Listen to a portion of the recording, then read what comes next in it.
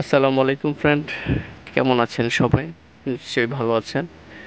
আমি আজকে এসেছি সীতাকুণ্ডের গুলিয়াখালী বিচে।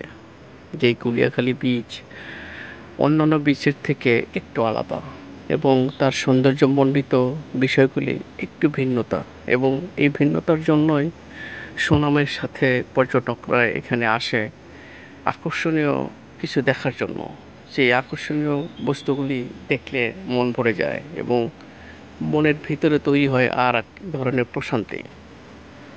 তো গুলিয়াখালী বিচে এসেই আমরা প্রথমে গুলিয়াখালী যে বেড়িবাঁধ অর্থাৎ মেরিন ড্রাইভে দিকে তৈরি হচ্ছে, ঠিক সেই মেরিন ড্রাইভের উপরে ওঠার সাথে সাথে দেখতে পেলাম সাগরে মাছ ধরার জন্য কিছু ট্রলার বা নৌকা, ছোট ছোট বোট বলে এগুলি এখানে নোঙর করা আছে।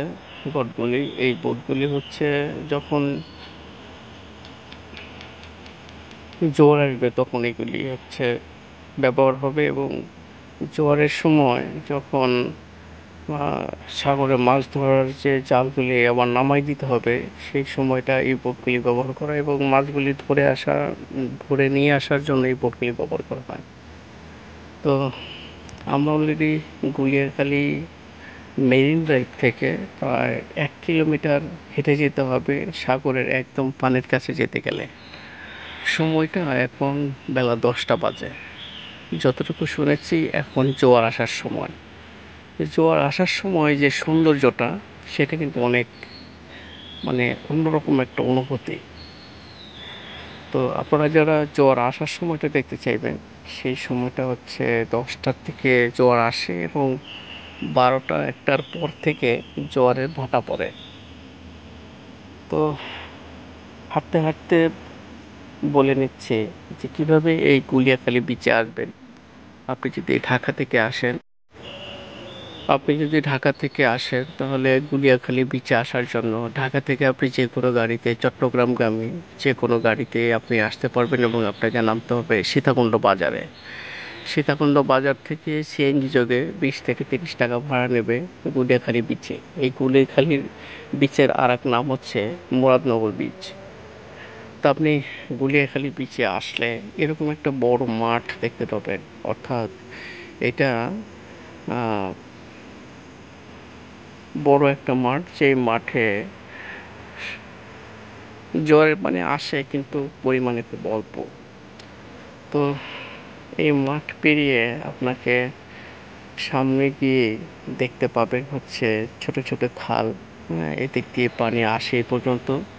ঠিক তার অপোজিট পাশে অর্থাৎ খালের ওই পারে হচ্ছে কেওড়া বাগান, অর্থাৎ প্রচুর পরিমাণে কেওড়া গাছ আছে, যেই কেওড়া গাছের ফল সাধারণত খায় হচ্ছে হরিণ, এবং সেই হরিণ তো আর গাছ উঠতে পারে না। ঠিক সেই হরিণ আবার বানর আছে প্রচুর পরিমাণে এই কেওড়া গাছের এই অঞ্চলগুলোতে। সেই বানর আবার সেই কেওড়া ফুল খায়। ফুলের অংশ বা ফলের অংশ কিছু ফেলে দেয়, পাতা ফেলে দেয়। সেই পাতা এবং কেওড়া ফল আবার হরিণ খায়। এখানে বাঘ আছে কিনা আমার জানা নাই, তবে প্রচুর পরিমাণে হরিণ আছে এখানে। তো আমি যে জিনিসটা দেখতে পেলাম সেটা হচ্ছে লাল কাঁকড়া।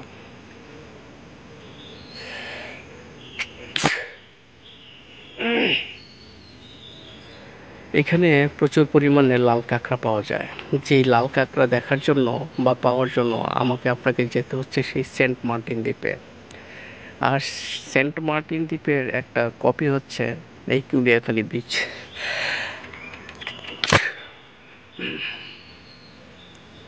গুলিয়াখালী বিচে আসলে আপনি সেন্ট মার্টিনের কিছু স্বাদ পেতে পারেন।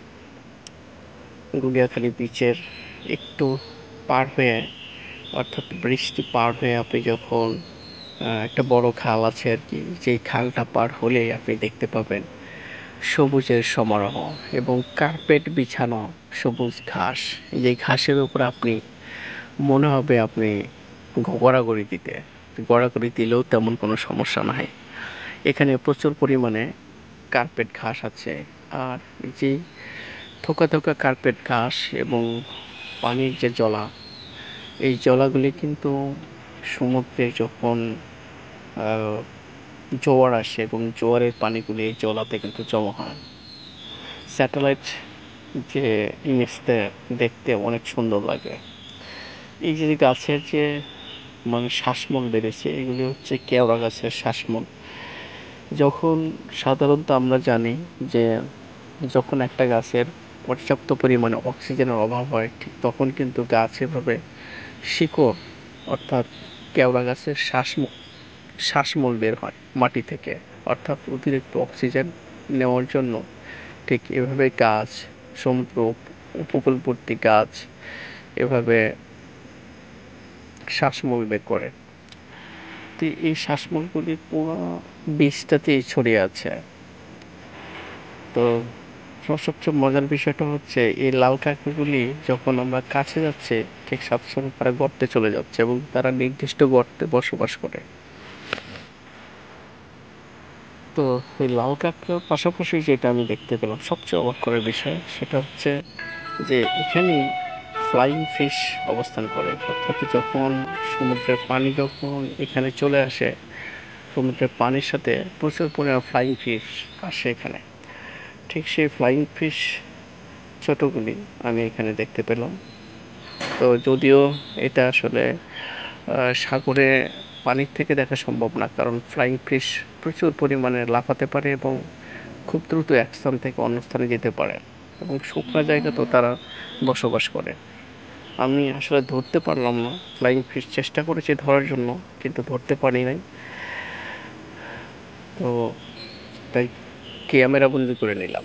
হাত দিয়ে ধরার মতো অ্যাবিলিটি নাই, কারণ এখানে প্রচুর পরিমাণে লাফাতে পারে। এই মাছগুলি প্রচুর পরিমাণে লাফিয়ে লাফিয়ে চলে এবং তারা আপনি যেদিক থেকেই দেখতে চাইবেন ঠিক সেদিক থেকে তারা দেখতে পারে, অর্থাৎ এদের চোখগুলি শরীরের বাইরে।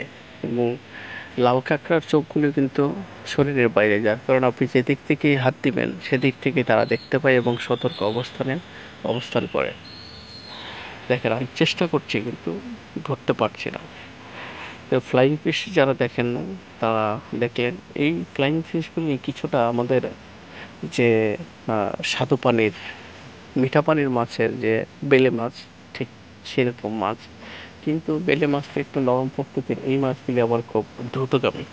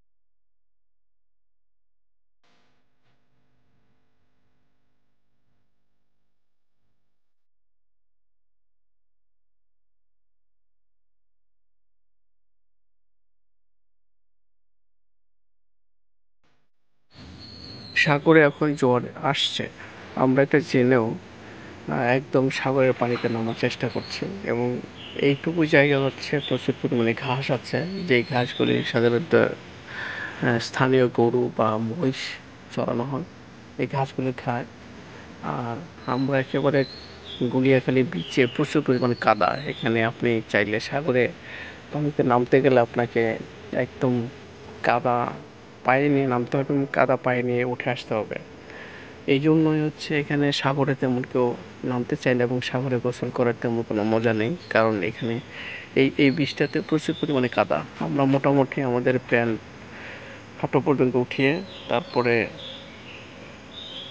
সামনের দিকে এগিয়ে যাচ্ছে এবং আমাকে কিন্তু কয়েকজন ছেলে যারা দূর থেকে বলছে, হাতের ইশারা দিচ্ছে এখন এখানে আসবেন না, এখানে অর্থাৎ এখানে জোয়ার আসতেছে। যদিও আমি এটা বুঝতে পারি না, না বোঝার কারণে আমি সামনের দিকে এগিয়ে গেলাম এবং প্রচুর পরিমাণে কাদা, পানির একেবারে কাছাকাছি চলে যাচ্ছে। হাঁটতে হাঁটতে পানির একেবারে কাছাকাছি চলে যাচ্ছে। আর এই যে জালটা দেখতে পাচ্ছেন, এই জাল হচ্ছে মাছ ধরার জাল।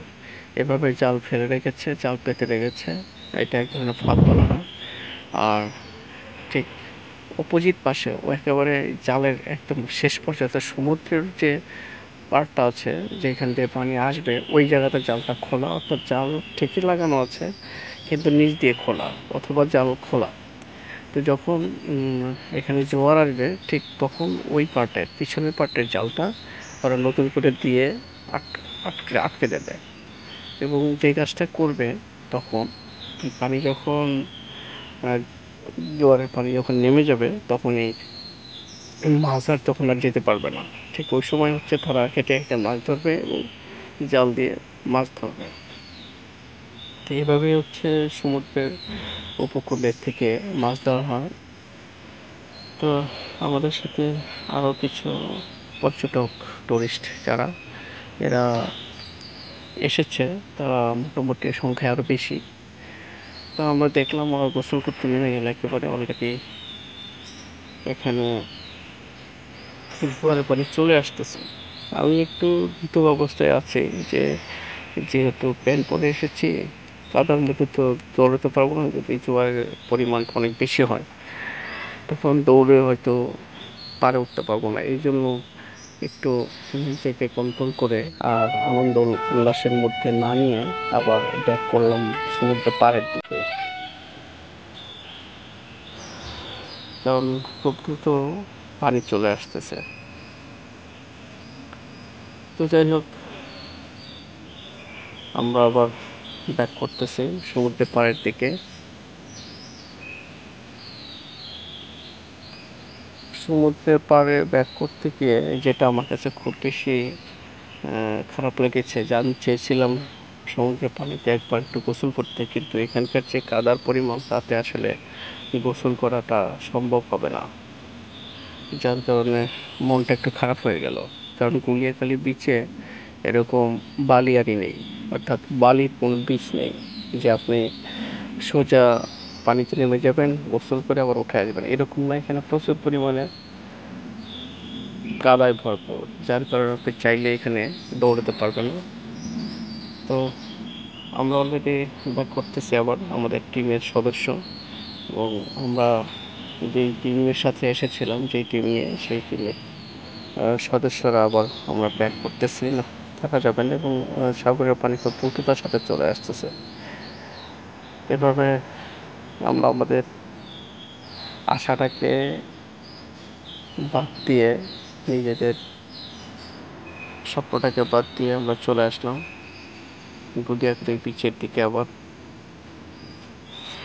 গুলিয়াখালী বিচটা এত সুন্দর, আপনি চাইলে এখানে তাঁবু গেড়ে কিন্তু ঘুমিয়েও সময় পার করতে পারবেন, কারণ প্রচুর পরিমাণে এখানে কার্পেট গাছ আছে এবং খুবই সুন্দর। তো আমি আমার উপরে এসে আবার চেষ্টা করলাম যে আমি কিছু কাঁকড়া ধরে নিয়ে যাব, কাঁকড়া রান্না করে খাবো, কিন্তু আসলে কাঁকড়া ধরার মতো তেমন কোনো পরিস্থিতি নেই, কারণ এরা নিজেদের গর্ত, মানুষ দেখার সাথে সাথে এরা নিজেদের গর্তে চলে যায়। এবং সবচেয়ে মজার যে বিষয়টা হচ্ছে এখানে এক একটা প্রাণী এক একটা প্রাণীকে খেয়ে নিচ্ছে, ছোট কাঁকড়াগুলিকে বড় কাঁকড়ায় খেয়ে নিচ্ছে, যেটা আমি দেখতে পেলাম। তো এভাবে আসলে দেখা যায় না। তো বন্ধুরা, আমাদের এই ছিল আজকের আয়োজন। তো যারা গুলিয়াখালী বীচ দেখতে চাচ্ছেন তারা অবশ্যই গুলিয়াখালীতে চলে আসবেন। ভালো থাকবেন, সুস্থ থাকবেন। আল্লাহ হাফেজ।